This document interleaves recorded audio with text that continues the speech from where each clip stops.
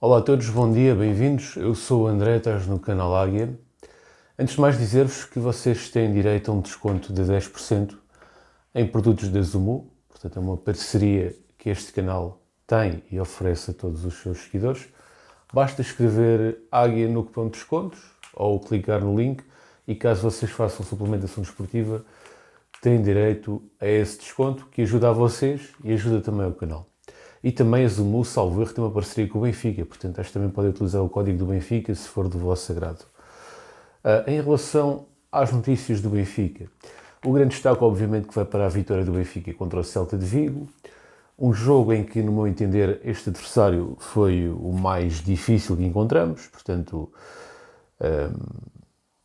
parece-me que é o adversário mais completo e mais exigente, e calhou-nos logo um dia após o jogo contra o Al Nassr. Eu até estou aqui a ler que eu tenho dificuldades com estes nomes. Al Nassr do Cristiano Ronaldo. Portanto, já tínhamos jogado contra o Basileia, contra o Southampton, mas ontem tínhamos feito um jogo contra o Al Nassr do Cristiano Ronaldo e ontem contra o Celta de Vigo. Portanto, houve aqui muito pouco tempo de descanso e era previsível que a equipa baixasse o rendimento, principalmente na componente de intensidade e na componente física, digamos assim, de uma forma geral. É verdade que 45 minutos mais 45 minutos dá 90, que é o que normalmente um jogador joga durante um jogo, mas a questão é que fazeres 90 minutos num jogo é uma coisa, outra coisa é fazeres 45 minutos num dia e no outro dia fazeres outros 45 minutos numa fase pré-época, é sempre um desgaste enorme e acaba sempre por ser refletido na exibição dos jogadores. E, portanto, é natural que o Benfica tenha feito uma exibição menos conseguida contra este adversário do que tinha feito contra o Southampton, Basileia e Al Nassr. No entanto, para além dessa componente física, também há a componente da qualidade do rival. O Celta de Vigo parece-me a mim que é o rival mais forte de todos os outros e mais bem preparado. E mais bem treinado também. E nessa medida, o jogo acabou por ser mais equilibrado, principalmente na primeira parte.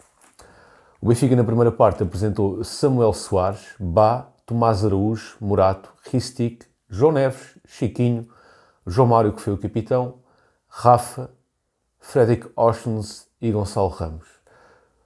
Portanto, como nós podemos verificar, há aqui uma mistura entre titulares, supostos titulares e suplentes, e verificamos que a equipa foi um pouco apática na primeira parte, sem grandes oportunidades de golo, e que o único destaque evidente da primeira parte foi de João Neves, onde, no meu entender, foi o melhor jogador da primeira parte.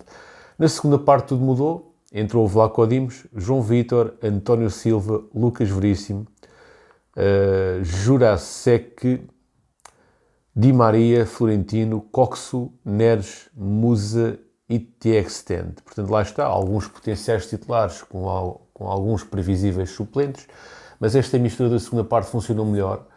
A equipa criou as suas oportunidades basicamente na segunda parte. Aliás, tivemos duas grandes oportunidades desperdiçadas por Musa.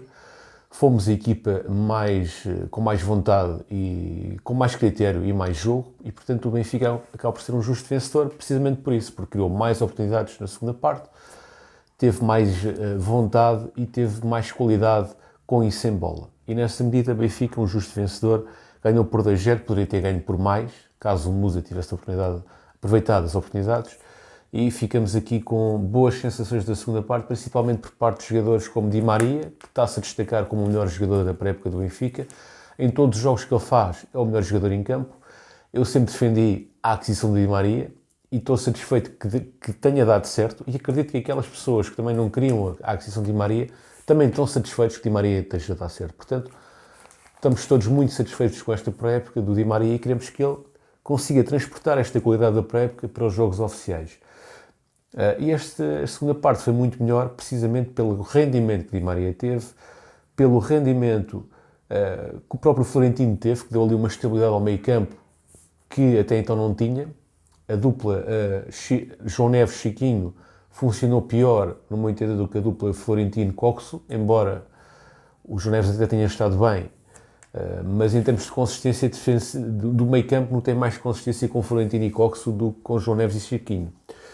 No entanto, a dupla de meio campo para mim ainda não está definida, ainda não é certo que seja Coxo e Florentino, porque para mim acho que o João Neves pode ser aqui, sem dúvida alguma, uma opção válida. Portanto, acho que a discussão vai ser entre Florentino e João Neves por uma vaga ao lado de Coxo, Coxo hoje, que não teve ao mesmo nível dos jogos anteriores, no entanto, demonstra entrosamento com a equipa, demonstra alguma qualidade no passe, mas acho que ele hoje baixou um pouco o rendimento, o que é natural face a ser um jogo seguido do outro.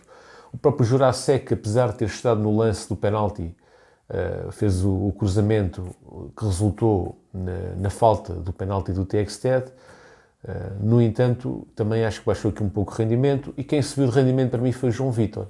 João Vítor, que normalmente é criticado por não se integrar no ataque, desta vez João Vítor me demonstrou, se calhar ele ouve os nossos, não só os meus vídeos, como os vídeos de outros benfiquistas ou da comunicação social, que tem-lhe apontado esse erro, e até se calhar provavelmente o treinador, com certeza o treinador lhe disse isso, que ele tem que atacar mais, tem que ser mais ofensivo, e de facto foi neste jogo. E teve ali muitas movimentações ofensivas interessantes, e poderá ser aqui uma alternativa ao Bá, poderá estar aqui a configurar uma alternativa ao Bá. O João Vítor é um jogador que eu sempre acreditei, sempre apoiei esta aquisição, já tinha dito num vídeo anterior, olha, esta aqui enganei-me, mas pelos vistos volta aqui a surgir um pouco de expectativa em relação a este jogador, que, no meu entender, fez uma exibição conseguida, muito conseguida, no meu entender. Portanto, a segunda parte, Di Maria, João Vítor e Florentino seriam os meus destaques.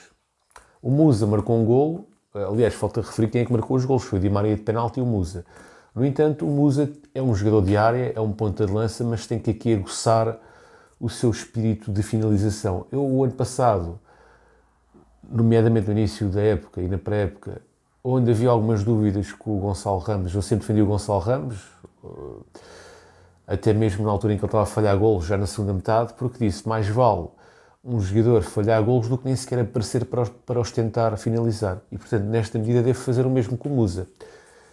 Só que aqui a questão é que os golos do Musa eram golos evidentes. E, portanto, ele tem que ter mais frieza. Ok, falhaste, ninguém vai te criticar por tu falhares um golo que seja de difícil execução. Agora, um golo de simples execução, podes falhar uma vez, mas não podes falhar duas. Mas, de qualquer forma, tens todo o meu apoio. Antes prefiro que tu falhes e que não tenhas medo de finalizar e de tentar o remate, do que amedrontaste, não fazes o remate, e isso ainda seria pior. Portanto, pelo menos tiveste a capacidade de não desistir, e não desististe e marcaste golo. Portanto, estás de parabéns por isso. No entanto, tens que melhorar aqui a finalização, porque tu és um jogador da área e tens muito potencial. Agora tens que trabalhar muito essa vertente, porque com certeza que vais conseguir alcançar melhores números se assim o fizeres. Eu sou apenas um adepto, obviamente que não quero estar aqui a fazer papel de treinador, não é?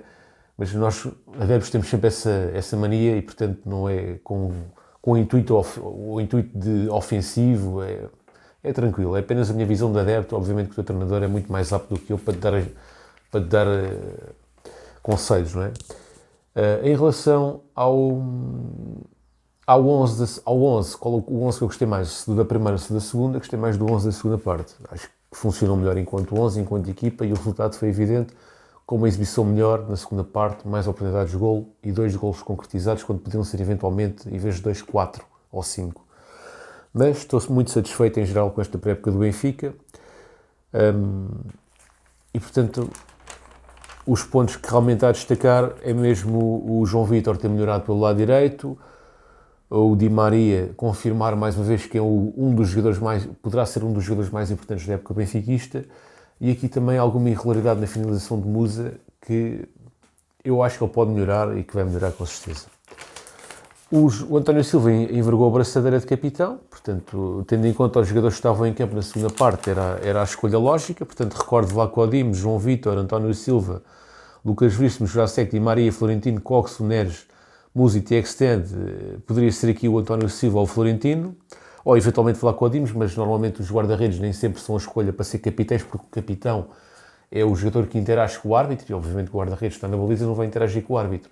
E o capitão tem essa liberdade legal para interagir com o árbitro. E, portanto, nessa medida, se o treinador tiver este tipo de pensamento, aceito que não tenha sido o Vlaco Dimos. Mas, lá está, depende da mentalidade do treinador. Eu, se fosse treinador, nunca punha um guarda-redes precisamente por isso. Porque é difícil o guarda-redes interagir com o árbitro. E, portanto, aqui seria a opção lógica, seria António Silva ou Florentino, portanto, não me choca ter sido António Silva. Eu sou muito pela antiguidade. Eu acho que a antiguidade é um posto e deve ser respeitada. Isto pode, eu sei que a maior parte não concorda, mas tem todo o direito de não concordar. A antiguidade é um posto no sentido de balneário. Não, em campo tem que jogar os melhores. Mas no balneário, o peso do indivíduo que tem mais anos de casa é igual ao peso do indivíduo que tem menos anos de casa, é verdade. Mas deve ser respeitada a antiguidade. Deve-se perguntar ao indivíduo mais antigo: olha, tu tens não sei quantos anos de casa, tu sentes-te com qualidades para ser capitão, para capitanear a equipa? Ah, não tenho. Ok, não tens, reconheces, não tens capacidades? Não, tenho capacidade. Tens capacidades, vamos dar a oportunidade de assumir a braçadeira e vamos ver como é que te comportas. Pronto, mas isto é apenas, eu sei que isto não é consensual e está tudo bem, cada um tem, não fico chateado que vocês pensam de maneira diferente, até porque, por um lado, eu também fico um bocado, por um lado, aquela pessoa tem não sei quantos anos de casa e eu agora chego lá, eu é que vou capitanear. Por outro lado, pode não ter as aptidões naturais. É sempre complicado e pode sempre estragar um balneário essas decisões do capitão. De quem é que é o capitão e de quem é que não é. Portanto, é preciso tem que se ter sempre muito bom senso e cuidado quando se vai eleger um capitão. E nesta medida, neste contexto, António Silva não me choca ter sido o capitão, porque, apesar de tudo, até é dos mais antigos. Já tem muitos anos como júnior, como juvenil, etc., equipa B. Portanto, tudo isso também conta. Em relação aqui ao Morato, o Morato, segundo o Jornal Record, pede para sair. Portanto, esta é uma notícia do Record, não sei se é verdade ou não, mas vamos comentar aqui o que está escrito. E supostamente o Fulham de Marco Silva oferece 25 milhões de euros por Morato ao Benfica e ao Morato oferece 4 vezes o salário que ele tem no Benfica. Portanto, quadriplica o salário que ele tem no Benfica. O jogador tem 22 anos, foi contratado em 2019 a troco de 6 milhões de euros ao São Paulo, salvo erro, foi ao São Paulo B, ele jogava no São Paulo B. Tem tido um percurso ascendente no Benfica, tem tido aqui alguns azares também, porque o ano passado era suposto ser titular, depois teve uma lesão, perdeu o lugar. Este ano tem concorrência fortíssima. É o terceiro central no Benfica, atrás de Otamendi e António Silva, e portanto configura-se como o potencial titular daqui a um ano, mas o jogador, apesar de ter 22 anos e ser apenas ainda um jovem, ele quer aproveitar esta oportunidade. Segundo o Record, ele quer aproveitar esta oportunidade e pediu ao Benfica para aceitar a proposta, porque ele considera que a proposta vai de encontro à realidade do mercado, 25 milhões de euros, e que para ele também é bom. Portanto, ele acredita que é bom para o Benfica e para ele. Eu gostaria de saber a vossa opinião sobre esta situação. 4 vezes mais o salário é muita coisa. 25 milhões de euros também é muito dinheiro. E, portanto, obviamente que se dissessem assim, o jogador fica no Benfica, para mim ficava, obviamente que sim.